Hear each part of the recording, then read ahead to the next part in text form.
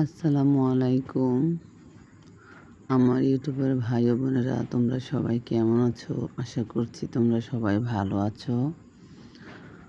আজ আমি নিয়ে আসলাম তোমাদের জন্য নতুন একটি ভিডিও, যেখানে গাছ কিভাবে লাগাবা, সুন্দরভাবে চুয়াই গাছ, তারপর মরিচ গাছ, সিম গাছ।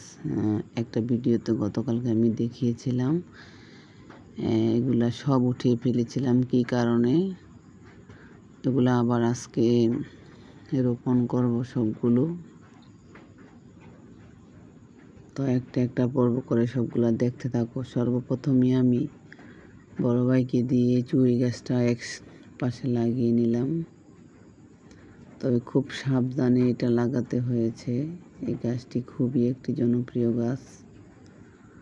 আমাদের দেশে এই গাছের পাতা দিয়ে অনেকে ভর্তা করে খায়।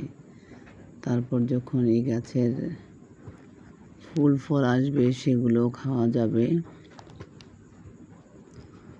তারপর দেখাচ্ছি মরিচ গাছের চারাগুলো। এগুলো গতকালকে উঠিয়ে এক সাইডে রেখে দিয়েছিল। এখন সেগুলো সুন্দরভাবে সব লাগাতে হবে, কারণ গতকালকে এগুলো অনেক রৌদ্রের মাঝে রেখে দিয়েছিল।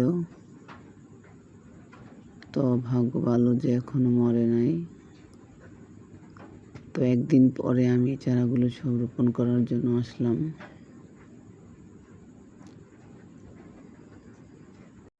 তবে মরিচ গাছ লাগালে ফলন পেতে কয়েকটি বিষয় খেয়াল রাখতে হবে। আমি প্রথম যখন মরিচ গাছগুলো লাগিয়েছিলাম, তখন আসলে খুব সুন্দরভাবে জৈব সার দিয়ে লাগিয়েছিলাম, কিন্তু এখন তো আর জৈব সার দেওয়ার সময় নেই, কারণ গাছগুলো উঠিয়ে ফেলছে। এখন ওই জায়গা রেডি করতে করতে গাছ আসলে মরে যাবে। সেজন্য আমি এখন আগে লাগিয়ে নিলাম। তারপর চারপাশে 2-4 দিন যাওয়ার পরে আমি চারদিকে সার দিয়ে দিব। রোদে পরে এমন জায়গায় মরিচ গাছ লাগাতে হবে, মাটি ঝুরঝুরে ও পানি নিষ্কাশনের ব্যবস্থা ভালো হওয়া দরকার।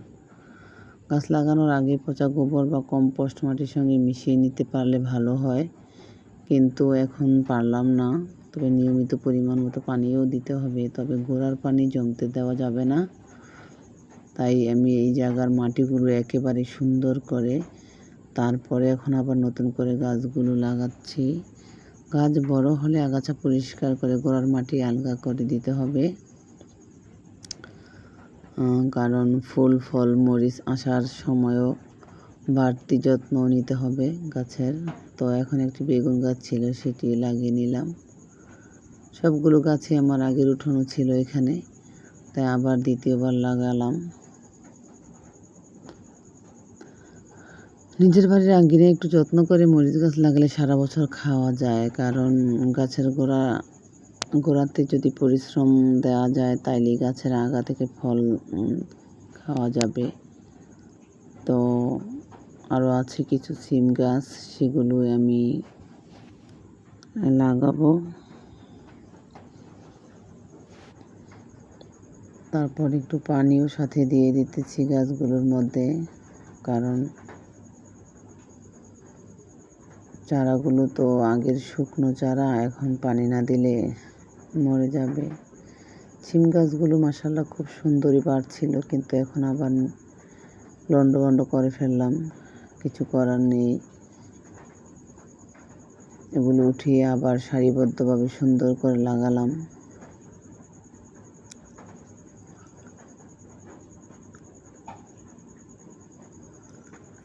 এখন লাগালে গাছ খুব সুন্দর হবে, কারণ মাটিটা অনেক সুন্দর করে রেডি করা হয়েছে।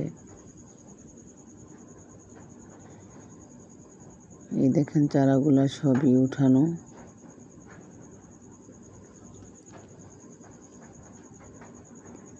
কিছু চারা আছে এখানে কাঁঠালের, কিছু আছে বেগুনের, কিছু আছে মরিচের, তারপর সিমের চারা।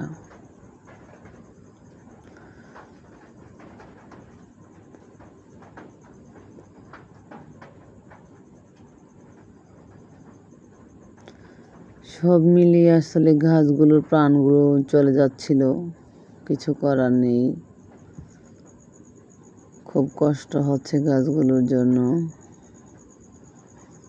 কারণ একবার রোপণ করার পর সেগুলো আবারও উঠিয়ে রোপণ করা, কি করব।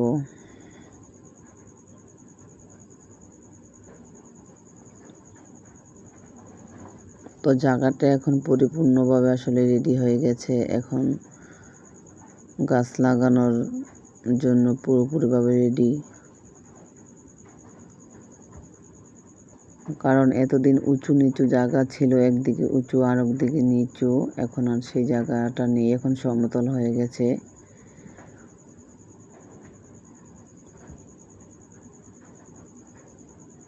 তো এখানে সিম গাছগুলো লাগিয়ে দিলাম। কিছু গাছ এখানে আমার আগে লাগানো ছিল এক পাশে,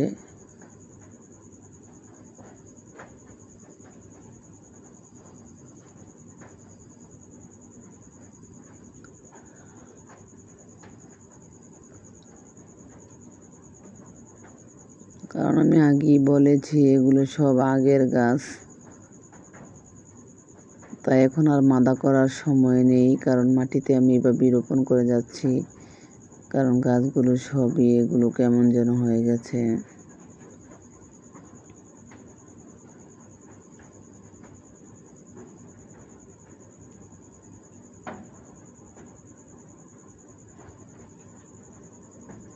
একটা একটা করে সবগুলো সিম গাছ আসলে আমি আস্তে আস্তে রোপণ করলাম। এই কলা গাছটা কিছুদিন আগে আমি লাগিয়েছিলাম, কিন্তু এটাও আসলে নেড়ে ফেলতে হবে, না হয় এটার ছায়া, এটা যখন বড় হবে তখন এটার ছায়া চারদিক অন্ধকার হয়ে যাবে। এই জন্য এটা আমি এক সাইড করে লাগাবো পরবর্তীতে এসে, কারণ এখন প্রায় বিকাল হয়ে যাচ্ছে, অনেক গাছপালাই তো রোপণ করলাম। আর এখানে অনেক রৌদ্র, খুব কম সময় পাওয়া যায় এখানে আসলে। মাগরিবের আগ পর্যন্ত এখানে রৌদ্র থাকে, এখানে কোনো কাজই করা সম্ভব হয় না রৌদ্র থাকলে, একটু ছায়া হলে ভালো হয়।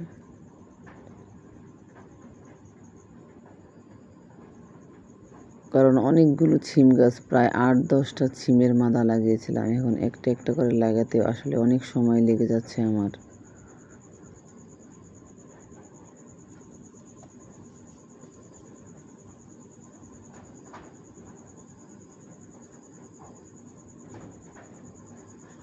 বাড়ির এক পাশে আসলে গাছপালা রোপণ করা হয়ে গেছে, সেদিকে বাগান হবে, আর বাড়ির পাশটা একটু খোলামেলা থাকবে। কারণ সব দিকে গাছ রোপণ করলে তো ভারী অন্ধকার হয়ে যাবে, তাই এক পাশে একটু খোলা ছিল আর অন্য পাশে বাগানের মতো হয়ে গেছে।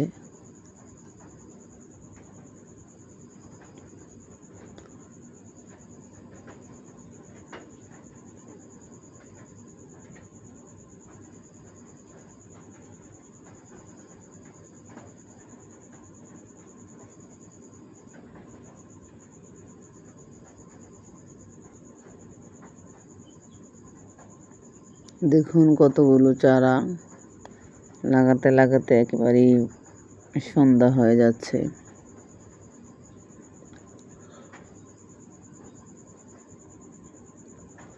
আর একটা গাছ একটু বেশি বড়, ওই জন্য এটা একটা ঝিংলার মধ্যে দিয়ে দিলাম,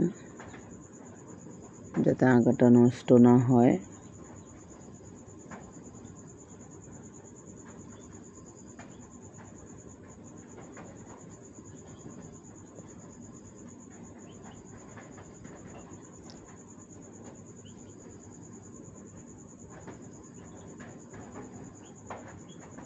কারণ এই গাছের খুঁটি আমি অন্য একদিন দিব, কারণ আজ শুধু লাগিয়ে গেলাম, আর দুই একটাতে খুঁটি দিয়ে গেলাম, যেগুলো একটু বড় হয়েছে সেগুলাতে। সব মিলিয়ে অনেক পরিশ্রম করতে হয় আসলে ফসল পাওয়ার জন্য। ওইদিকে দেখেন জমিতে ধানগুলো রোপণ করেছে, কিন্তু মাত্র কয়েকদিন হয়, এখনো ভালো করে সবুজ কালার হয় নাই।